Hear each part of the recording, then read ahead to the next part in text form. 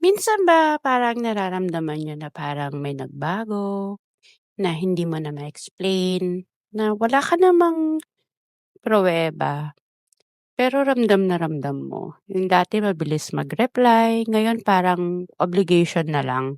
Yung dati excited makipag-usap, ngayon ikaw na lang yung bumubuhay ng conversation. Yung dati kahit maliit na bagay chine-check niya, "Kamusta ka? Kumain ka na? Anong ginagawa mo?" Pero ngayon kahit ilang oras kang tahimik parang wala lang at ang pinakamasakit, hindi naman totally nawala, pero hindi na rin siya katulad ng dati. Parang andiyan na lang siya dahil convenient, parang presence without connection, parang relasyon na humihinga pero matagal nang walang warmth, matagal nang walang init. Pero kapag tinatanong mo, "Ano bang problema?" Ayos lang tayo, 'di ba? Ang OA mo naman, nag-o-overthink ka lang. And suddenly, ikaw na yung naprapraning, ikaw na yung toxic, ikaw na yung masyadong emotional. Pero actually, what if hindi ka lang naman talaga OA? What if may nafe-feel ka lang talaga? Kasi minsan, hindi naman kailangan cheating para maramdaman mo na may nawawala, hindi ba? Minsan yung energy lang talaga eh. Minsan hindi words yung unang nagbabago, kundi yung effort, yung consistency, kundi yung way niyang hawakan ka emotionally. At alam mo na yung masakit, kapag araw-araw mong kino-convince yung sarili mo na pagod lang siya, busy lang siguro siya, baka ako lang talaga yung sensitive. Pero deep inside, alam mong may distance na, alam mong may lamig na, alam mong may something na hindi na maibalik, kahit anong pilit mong intindihin. Well, hi! Welcome and of course, welcome back.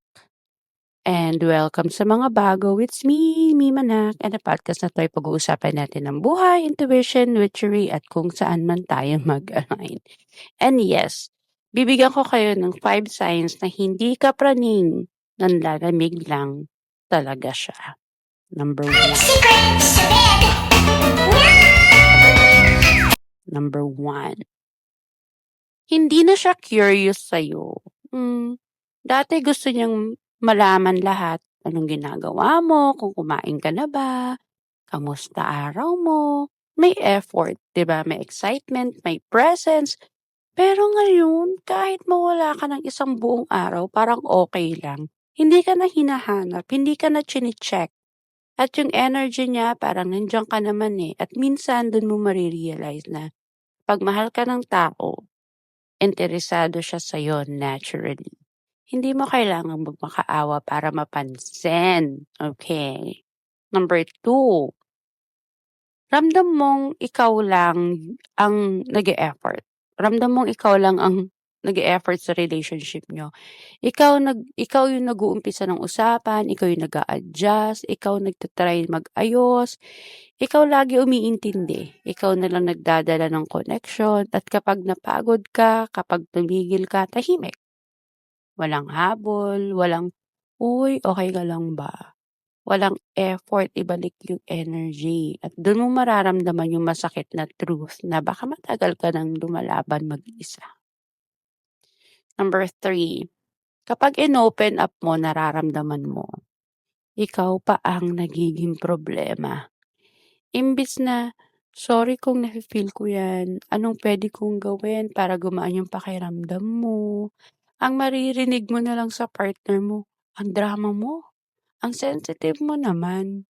Nag-o-overthink ka kasi. Gaslighting hits different talaga 'no? Yung imbis na i-comfort ka, pinagdududahan mo tuloy yung sarili mo at paulit-ulit mong tinatanong, "Baka nga ako lang talaga yung problema." Pero Nakshi, healthy love reassures. Hindi siya ipaparamdam na burden yung emotions mo. Number 4, hindi naman siya totally nawawala, pero hindi rin siya fully present. Nagre-reply pa rin, nandiyan pa rin technically, pero emotionally, parang kalahati na lang, sakto lang. Sakto lang para hindi ka maka-let go, sakto lang para umasa ka pa rin, and of course, sakto lang para manatili kang confused. At minsan, yan yung pinakamasakit. Kasi mas madaling tanggapin yung taong tuluyang umalis kaysa sa taong nandyan nga pero hindi mo nararamdaman. Parang multo.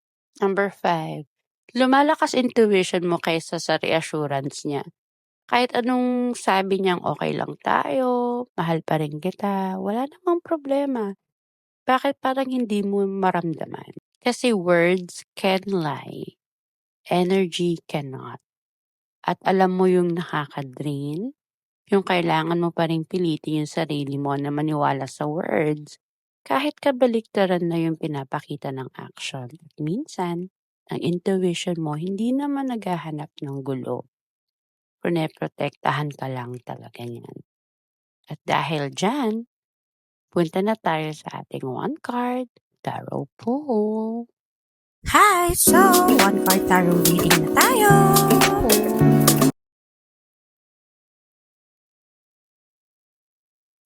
Okay, ang card natin today is the moon.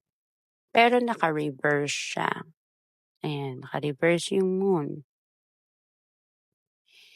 Ang sabi naman kasi dito sa card, hindi ka naman naluloka. Hindi ka loko-loka. Matagal mo na kasing nararamdaman yung emotional distance. Pinipilit mo lang kasing i-rationalize. This card is giving, alam mo na yung totoo. Natatakot ka lang tanggapin. Alam mo naman yung totoo eh. Natatakot ka lang kasing tanggapin kasi minsan hindi naman confusing yung tao. Confusing lang siya dahil umaasa ka pa sa old version niya.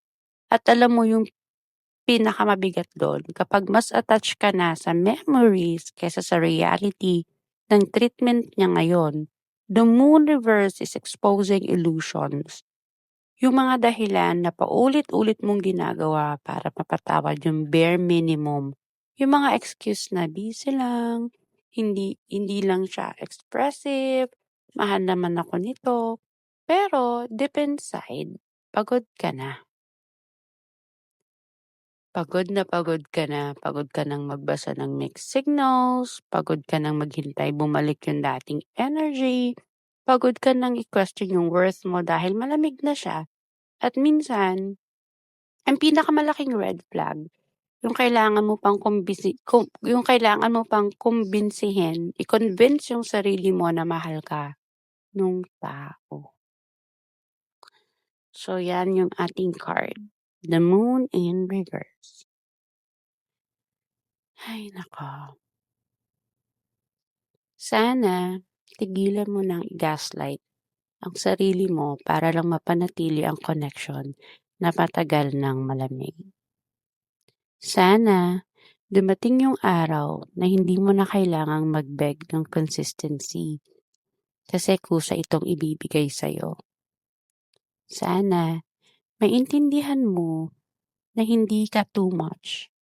Napunta ka lang sa taong hindi kayang pantayan yung lalim ng pagmamahal mo.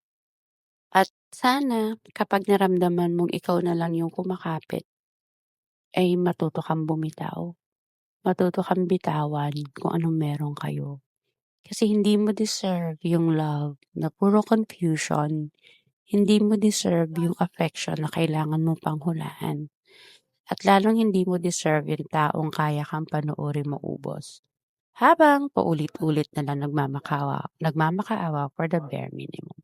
Again, this is Nak saying, hindi ko kulam, chika lang. Bye!